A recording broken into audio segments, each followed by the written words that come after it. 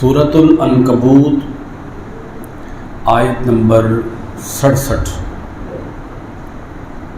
अल्लाह करीम इरशाद फरमाता है, अवलम यरौ अन्ना जअलना हरमन आमिना।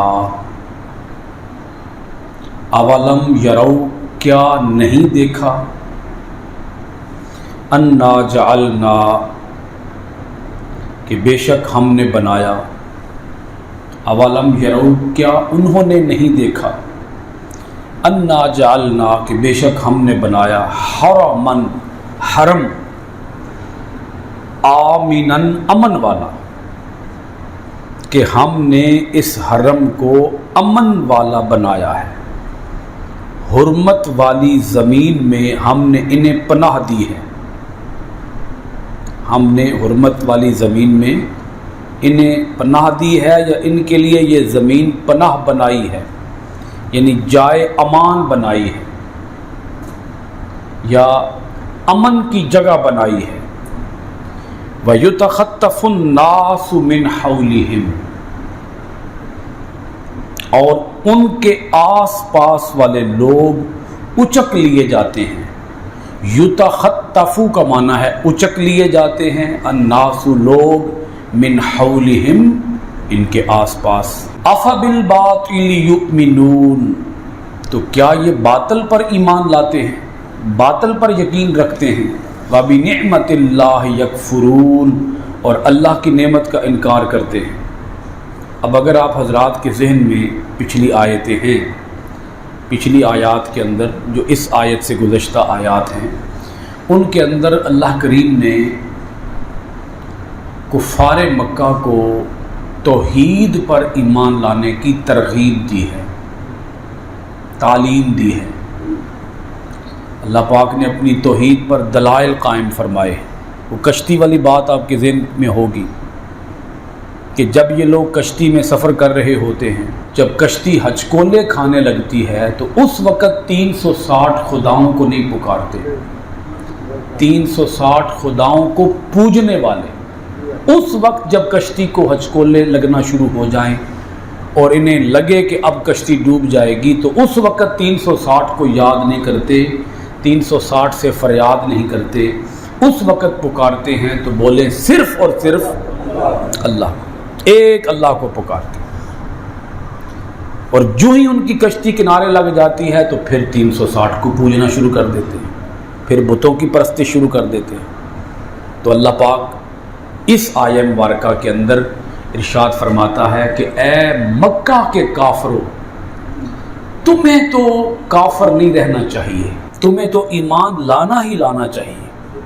वजह उसकी क्या है कि हमने तुम्हें इस शहर में, जिसका नाम है शहर मक्का, हरम मक्का, इस शहर के अंदर तुम्हें पनाह दी है। और रब फरमाता है जिस शहर को हमने अमन की जगह करार दिया है। ये शहर कौन सी जगह है? अमन की जगह, और हमने इसे अमन वाला बनाया है। इस अमन वाले शहर में तुम्हें पनाह दी है। इस अजीम बस्ती के अंदर तुम रहते हो, इस अजीम शहर के अंदर तुम रहते हो, जो शहर भी सारे शहरों का सरदार है, जो ज़मीन भी सारी ज़मीनों की सरदार है। तो इतनी मुक़द्दस सरज़मीन पर रहकर भी तुम अल्लाह की नेमतों की नाकदरी और नाशुक्री करते हो और फिर ईमान नहीं लाते। हालांकि मक्का के जो आस पास, अल्लाह पाक फरमाता है, जो आस पास की बस्तियों में रहने वाले लोग हैं, वहाँ चोरियाँ हैं, वहाँ डाके हैं, वहाँ राहज़नी है, वहाँ बदअमनी है, वहाँ कत्ल गारत गरी है, वहाँ खून खराबा है, दंगा फसाद है, वहाँ किसी की जान को कोई अमान नहीं है।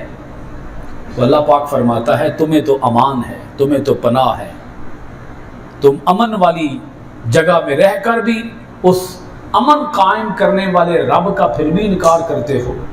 अफबिल बातिल युमिनून, तुम क्या बातिल पर यकीन रखते हो? ये लोग बातिल पर यकीन रखते हैं, इतने मुक़द्दस शहर में रहकर भी फिर भी बातिल पर यकीन रखते हैं। वबि निअमतिल्लाहि यकफुरून, और अल्लाह की नेमतों का इनकार करते हैं।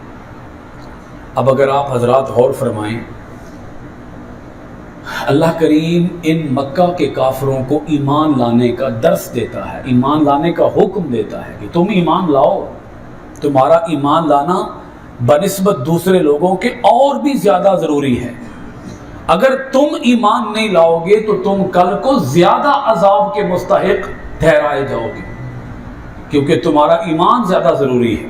اگلی آیت دیکھیں، اللہ کریم نے ارشاد فرمایا وَمَنْ أَظْلَمُ مِمَّنِ افْتَرَى، ومن اور کون ہے، اظلم اس سے بڑھ کر ظالم، من اس سے جو افترا باندھے، منسوب کرے، بہتان لگائے اللہ کی طرف، کاذباً جھوٹا، او کذب بالحق یا حق کا انکار کر دے، حق کو جھٹلا دے، او یا کذب جھٹلا دے بالحق کی حق کو، لما جاءہ جب کہ حق اس کے پاس آ چکا ہو۔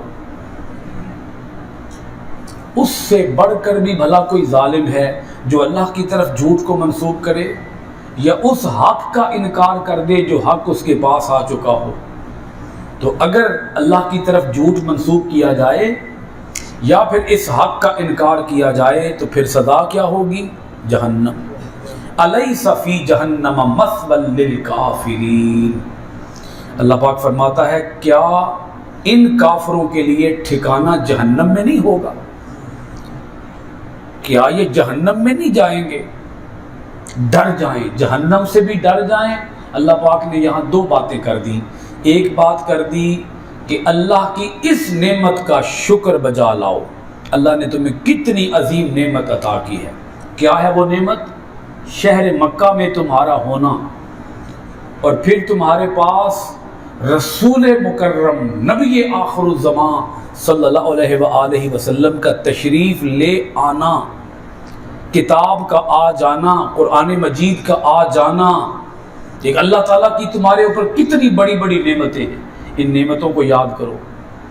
اور پھر ساتھ ہی اللہ کریم فرماتا ہے کہ جہنم کے عذاب سے بھی ڈر جاؤ، نعمتوں کو یاد کر کے اور جہنم کے عذاب سے ڈرتے ہوئے ایمان لے آؤ، اللہ کو مان لو، اللہ کی طرف جھوٹ منسوب نہ کرو۔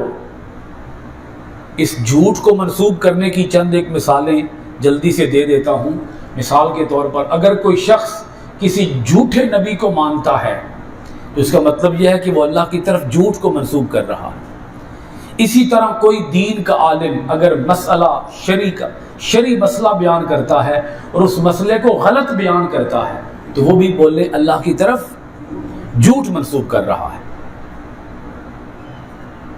اس کی اور بھی کچھ مثالیں ہو سکتی ہیں، تو ایسے لوگوں کو اپنے انجام پر غور و فکر کرنا چاہیے۔ ہم اللہ تعالیٰ کی نعمتوں کو یاد کرتے ہیں لیکن ہم اللہ تعالیٰ کی نعمتوں کا صحیح طور پر شکر بجا نہیں لاتے۔ یہ دونوں باتیں ہمارے لیے بھی ہیں کہ ہم اللہ کی نعمتوں کا شکر ادا کریں۔ بولے ذرا، اللہ کی نعمتوں کا کیا ادا کریں؟ شکر، اور جہنم کے عذاب سے ڈریں، اور جہنم کے عذاب سے ڈرتے ہوئے برے اعمال کو چھوڑ دیں اور نیک اعمال میں مشغول ہو جائیں۔ اگلی آیت کے اندر یہی بات آ رہی ہے۔